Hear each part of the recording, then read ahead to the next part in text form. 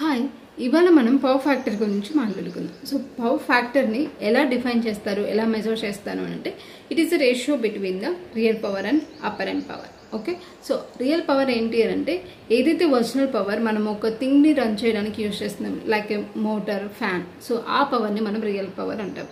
So మరి apparent power ఏంటి అంటే it is the total power which is include the wastage of power, means waste of power we can call as a reactive power.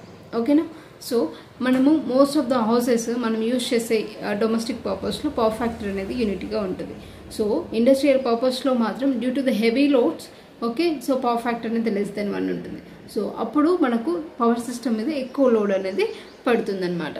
So అది inefficient performance కిందకి వెళ్ళిపోతుంది. ఓకేనా?